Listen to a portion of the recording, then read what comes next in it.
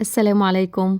فيديو النهاردة إن شاء الله هيكون بناءً على طلب متابعة عزيزة، علقت على فيديو الميني بيتزا وطلبت مني ساندوتش الدومتي بطريقة اقتصادية من غير بيض ولا لبن ولا زبدة. أول حاجة حابة أشكرها على ثقتها وأوجه ليها التحية، ويا رب دايمًا أكون عند حسن ظنكم. ويلا بينا نبدأ نسمي الله ونشوف المكونات وطريقة التحضير. بسم الله. أول حاجة ببدأ في تجهيز الخميرة، معلقة كبيرة من الخميرة الفورية وعليها معلقتين كبار من السكر، نص كوباية مية دافية، بقلبهم كويس مع بعض لغاية ما الخميرة والسكر يدوبوا، وأغطي عليهم واسيبهم مدة 10 دقايق لغاية ما الخميرة تنشط وتتفاعل. معايا هنا نص كيلو دقيق نخلته الأول قبل الاستخدام، وهضيف له نص معلقة صغيرة من الملح ونص معلقة صغيرة من البيكنج باودر، وهضيف معلقتين كبار من اللبن البودرة. ممكن تستغنوا عن اللبن البودرة لو انتوا هتعجنوا العجينة بلبن، لكن انا هنا هستخدم المية عشان العجينة بتاعتي اقتصادية النهاردة، فعشان كده هضيف معلقتين اللبن البودرة، وهخلط كل المواد الجافة مع بعض. وهضيف دلوقتي الخميرة بعد ما تفاعلت وبقت بالشكل ده، وبضيف معلقة كبيرة من الخل. الخل هنا محسن طبيعي بيدي هشاشة للمخبوزات. وبحط 3 معالق كبار من السمن المذابة. خلي بالك السمن ما تكونش سخنة علشان ما تأثرش على الخميرة وتبوظها.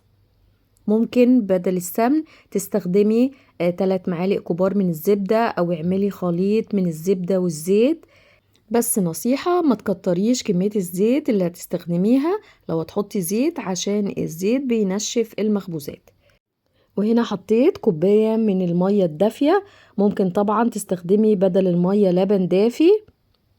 ونصيحة لما تيجي تزودي العجينة بالمية او اللبن تحطي شوية شوية، ما تحطيش المقدار كله مرة واحدة، لان كل دقيق بيختلف عن التاني في احتياجه للمية. انا هنا العجينة دي خدت مني كوباية مية، ممكن معاكي الدقيق او العجينة بتاعتك تاخد كوباية الا ربع، تاخد ازيد من كوباية، فعشان كده ما تنزليش بالمية كلها.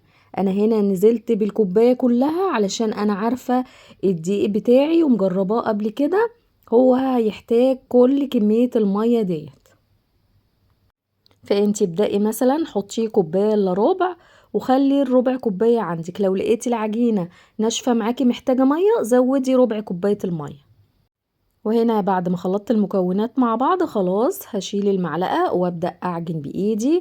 بعجن كويس قوي، عجنة محترمة لغاية ما الدقيق يختفي. وهنا العجينة خلاص لمت معايا، مش محتاجة اضافة سوائل او اضافة دقيق. لازم العجينة تكون طرية عشان المخبوزات تطلع طرية.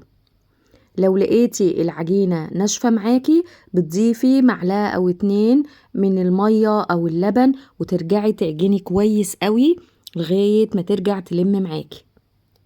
انا هنا عجنت حوالي 10 دقايق لغاية ما العجينة بقت بالقوام الجميل ده. زي ما قلتلك العجينة بتتعجن كويس عشان تديكي افضل نتيجة. العجينة كده تمام، بقت جاهزة، عجينة طرية ناعمة فيها تلزيق بسيط. بلم العجينة كده على بعض وبحطها في الطبق واغطيها بالاسترتش الغذائي او بكيس بلاستيك نظيف من اكياس التلاجة او بفوطة نظيفة، وهتسيبيها تخمر مدة ساعة في مكان دافي. بس ياريت قبل ما تغطيها بتمسحي وشها مسحة بسيطة جدا بالزيت عشان لما تخمر ما تلزقش في الكيس. وهنا بعد ساعة كانت العجينة خمرت وتضاعف حجمها. بإيدي كده بخرج الهواء الزيادة، اديها بوكس محترم كده عشان تخرجي الهواء. وهنا انا بجهز السطح اللي هشتغل عليه، الرخامة او لو عندك مفرش سيليكون يكون افضل. رشيت رشة من الدقيق عشان العجينة ما تلزقش، وبحط العجينة بتاعتي وهشكلها شكل اسطواني علشان اقطعها. بقطعها لقطع متساوية. انا قطعت حجم القطعة قد حجم البيضة، انت ممكن تقطعي اصغر من كده لو عايزة حجم الساندوتش بتاعك يكون اصغر. لو ولادك صغيرين وعايزة الساندوتش يكون على قدهم كده فقطعيه اصغر من كده. انا قطعتها ل15 قطعة، يعني طلع معايا في النهاية 15 ساندوتش. انت ممكن تطلعي 20 او 21.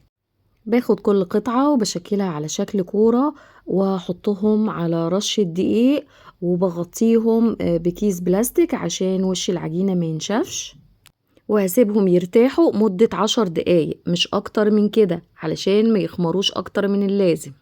وبالنسبة للحشوة هنا معايا جبنة دومتي الاسطنبولي.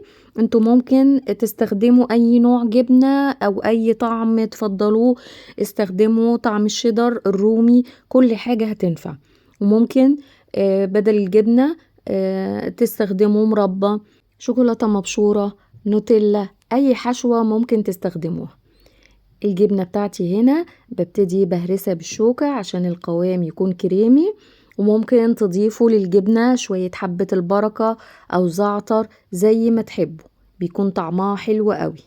ودلوقتي هبدأ في تشكيل السندوتشات. برش رشة بسيطة من الدقيق وباخد اول كورة شكلتها بفردها على شكل مستطيل، بتتفرد بكل سهولة لان العجينة طرية وناعمة وارتاحت كويس. ما تبالغيش في فرد العجينة وتعمليها مستطيل كبير ويكون سمكه رقيق، ممكن تتقطع منك وانت بتفرديها. لا، بتفردي بسمك معقول، انت كده هتقدري بعينك. انا هنا فردتها كده خلاص تمام. هحط الحشوة، ببعد بالجبنة شوية كده حوالي 1 سنتي عن حرف العجينة، وما تكتريش وتبالغي برضو في الحشوة عشان ممكن تخرج من العجينة. وببتدي بقفل على الحشوة بالشكل ده، وبقفل من الجنبين كويس عشان الحشوة ما تخرجش، وببتدي بلف وبمرم العجينة، بقفلها كويس وبظبط الشكل، وببتدي بقفل طرف العجينة بلزقها كده ببعض، وبديها برمة خفيفة عشان اتأكد انها اتقفلت كويس وما تفكش او تطلع منها الحشوة اثناء التسوية. بظبط شكلها وبديها ضغطة كده بسيطة من فوق عشان تديني شكل الساندويتش. لو ما تغطيش عليها هيكون الشكل بومبي كده، شكل رغيف الفينو. هعمل واحدة تانية معاكم بسرعة كده بحشوة الجبنة. انا عملت كل الساندوتشات بحشوة الجبنة ما عدا 3 بس عملتهم بحشوة الشوكولاتة، لان احنا هنا في البيت بنفضل الحشوات الحادقة. اهم حاجة لازم تقفلي الساندوتش كويس عشان ما يتفتحش اثناء الخبز. والساندوتش اللي بخلصه بحطه في صينية مدهونة دهنة بسيطة من الزيت، وبخلي مسافة بين كل واحد والتاني عشان لسه هيخمر ويزيد حجمه. هعمل دلوقتي ساندوتش بحشوة الشوكولاتة. عندي شوكولاتة خام قطعتها لقطع صغيرة، ممكن تستخدموا شوكولاتة مبشورة، شوكولاتة شيبس، كل حاجة بتنفع. ولو عندكم نوتيلا وتحشوا بيها بتكون حلوة جدا والولاد بيحبوها. كل سندوتش بخلصه بحطه في الصاج وبغطيه عشان الوش ما ينشفش ويعمل قشرة. وبعد ما بخلص تشكيل العجينة كلها بسيب السندوتشات تخمر مدة 10 دقايق. في الوقت ده بشغل الفرن عشان يسخن. وهنا بعد 10 دقايق كانت السندوتشات زاد حجمها واختمرت. لدهان الوش معايا معلقة من اللبن البودرة، هحط عليها حوالي معلقة كده من المية وبقلب كويس عشان اللبن يدوب. وبالراحة جدا بالفرشة بدهن وش السندوتشات. خلي بالك لان دلوقتي السندوتشات مختمرة، فبالراحة عشان ما تنزليش الخمر بتاعهم. طيب ممكن نستخدم ايه تاني بدل اللبن البودرة لدهان الوش؟ صفار بيضة ومعاه نص معلقة صغيرة من الفانيليا او معلقة خل. ممكن تدهني بشوية لبن وعليهم معلقة زيت، بيدوا لون حلو قوي للمخبوزات. ممكن تدهني بلبن وعليه نص معلقة صغيرة من النسكافيه، القهوة سريعة الذوبان. نيجي للتسوية. لازم يدخلوا على فرن سخن جدا وعلى اعلى درجة حرارة 200 او 220. بتحطيهم على الرف الاوسط. ومدة التسوية من 20 ل25 دقيقة أو حسب درجة حرارة فرنك. أول ما بياخدوا لون من تحت ومن فوق ممكن تشغلي لهم الشواية مدة دقيقة أو 2 ياخدوا لون حلو كده، وما تزوديش وتخليهم كتير في الفرن عشان ما ينشفوش معاكي ويطلعوا طراي وهشين وزي العسل. أول ما بيخرجوا على طول من الفرن وهما سخنين برشهم كده بخاخ مية رشة خفيفة، وبغطي وشهم بفوطة نظيفة، بسيبهم كده 5 أو 10 دقايق، وبعدين بقى تعالوا نشوف بقى الجمال. ما شاء الله طري جدا وهشين، التسوية مظبوطة، واخدين لون ذهبي حلو قوي من فوق ومن تحت. الساندوتش خفيف جدا. وعايزه اقول لكم على حاجه، لو انتوا بتخبزوا السندوتشات بتاعتكم بالحشوه الحلوه والحشوه الحادقه في صينيه واحده، فهتفرقوا بينهم ازاي؟ بعد ما بتدهني الوش بترشي على السندوتشات الحادقه رشه من السمسم او حبه البركه. اما لو هتعملوا كميه كبيره من السندوتشات فاخبزوا كل نوع في صينيه لوحده. وبكده اكون وصلت لنهايه الفيديو، اتمنى يعجبكم وتكونوا استفدتوا. اسيبكم في رعايه الله، والسلام عليكم ورحمه الله وبركاته.